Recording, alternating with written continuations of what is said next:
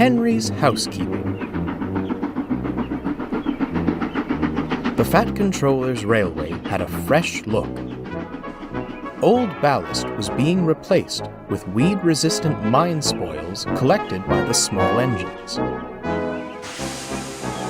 Donald and Douglas then took it along the line for workmen to pack beneath the rails.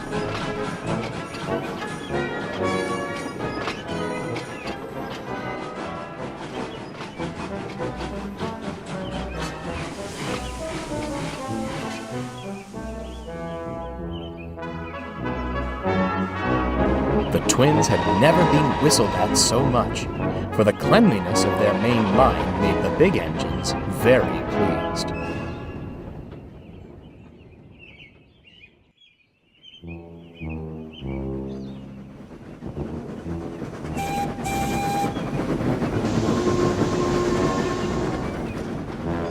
One morning, Henry arrived at Edward's station, feeling puffed up.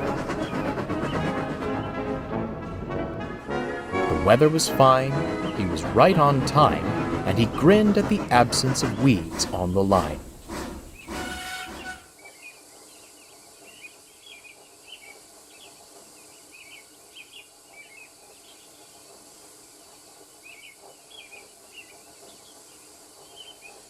His smile broke when he glimpsed the siding by the station, which Edward was resting in. "Tut, tut, Edward," he frowned. "Those Scottish twins holding out on your new ballast?" "They've got the rest of the main line to finish," Edward smiled. "My yard and sidings still serve their purpose, so I've no complaints." "We have a standard to uphold, my dear engine," Henry rambled on. "Our spotless main line cannot be tarnished by filthy sidings. It looks like you're trying to grow a vegetable patch. What would the passengers think?" "I didn't know passengers went into sidings. Have I been pulling coaches wrong this whole time?" Edward replied, trying and failing to keep the chuckle out of his voice. Henry glared. "Now, Henry," Edward went on, trying to bring about resolve, "the sidings are meant for trucks. A few weeds haven't hindered my goods traffic. As long as the passengers arrive on time, it's of no concern to them." "Oh, really?" Henry grunted. "We'll just see." "Excuse me, sir." A smartly dressed man with a briefcase froze mid-stride, disarmed at being addressed by an engine. "You are a man of business, are you not?" Yes," the man replied with sudden grandeur. "Yes, I suppose you could say that." "So," Henry ventured, "I'm sure you'll agree that a tidy office is essential for good business." "Most certainly," the man boomed with emphasis.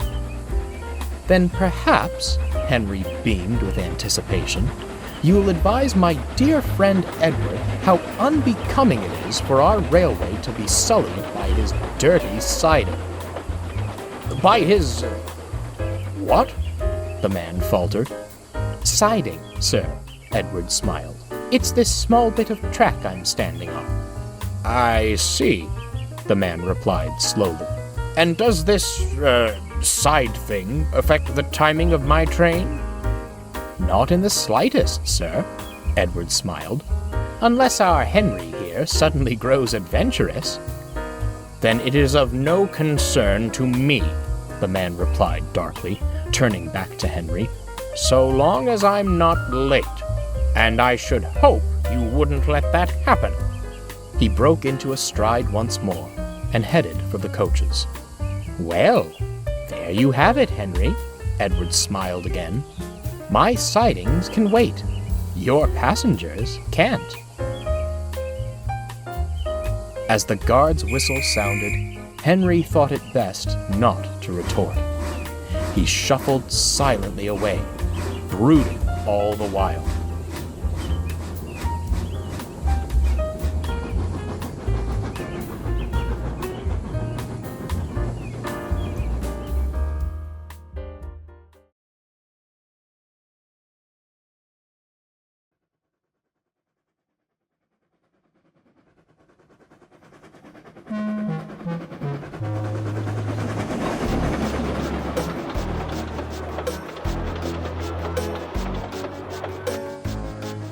His mood hadn't improved the next day as he thundered along with an express goods.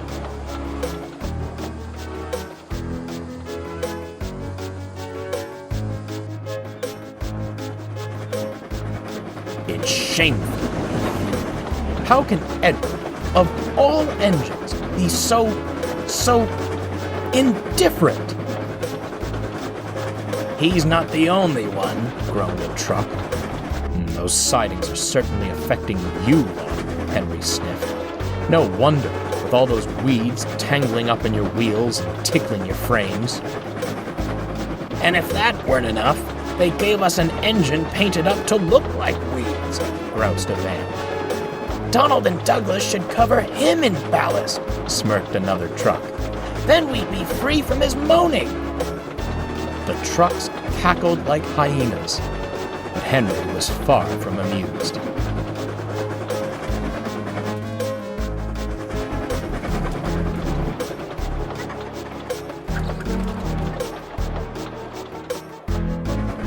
As they thundered through Edward's station, he gave an indignant huff. A shower of sparks burst from his funnel. The fireman nearly dropped his shovel in surprise. He's got spirit today, chuckled the driver. Must be prepping for the hill. Go to it, old boy! Birds fled from the trees as Henry snorted up the hill. The trucks were too startled to try any tricks, so the train crested the top in no time. Gordon, about to descend with the express, gaped at the noise. Henry whistled with feeling and sped off down the line.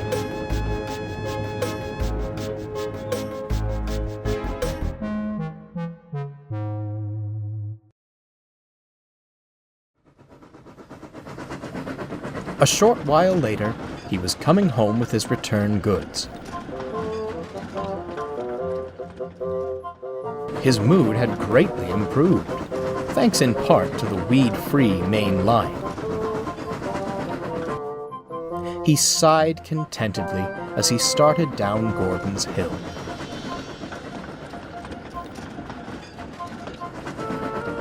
I reckon being cooped up on that branch line has gone to Edward's smokebox. If only he came up the hill more often, I'm sure he'd have a higher appreciation for Louis. Henry trailed off. The tail of a train sat at the bottom of the hill. Sure enough, as he drew closer, he saw coaches, still as statues. That looks like the express, he thought. But I passed Gordon ages ago. It was the express. Gordon sat just outside Edward's station, while wisps of smoke rose into the air. Close by, a man waved a red flag, and Henry drew to a halt.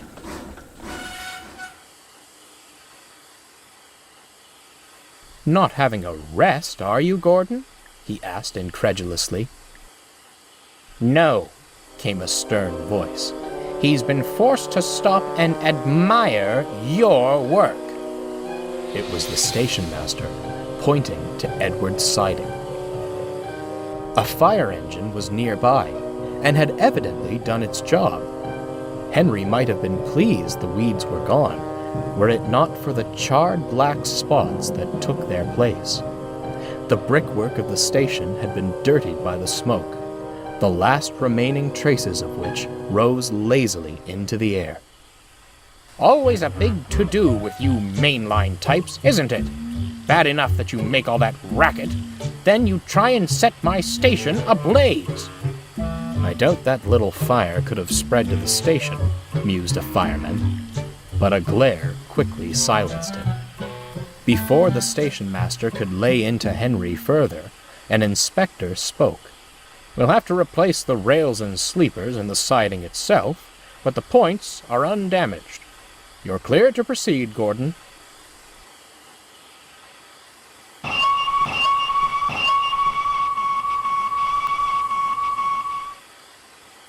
With an indignant whistle, Gordon clanked off, wheeshing pointedly at Henry.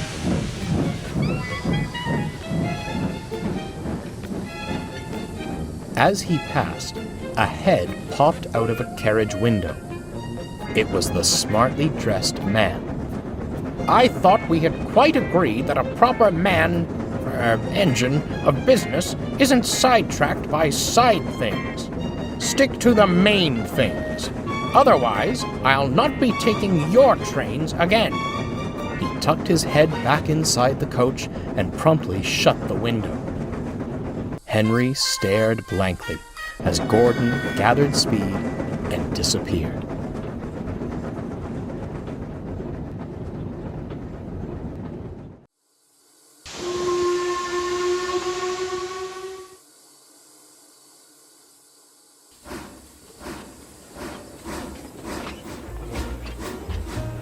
Cold receptions followed Henry after that. With his brow furrowed, the fat controller made it clear he wouldn't tolerate further damage caused by engines playing firecrackers. The station master held a furious gaze whenever he passed Wellsworth, and Donald and Douglas scowled at him, cross that their work had been interrupted to mend the siding.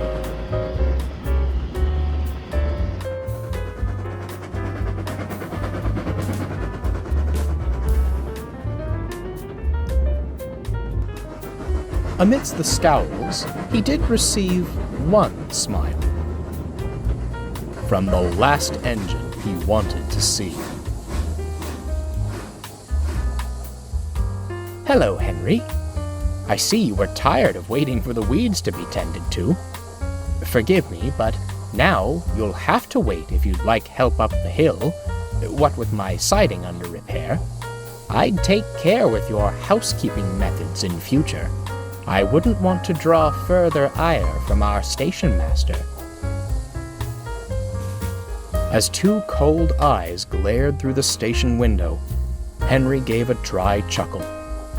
At last, he'd found something he and Edward could agree upon.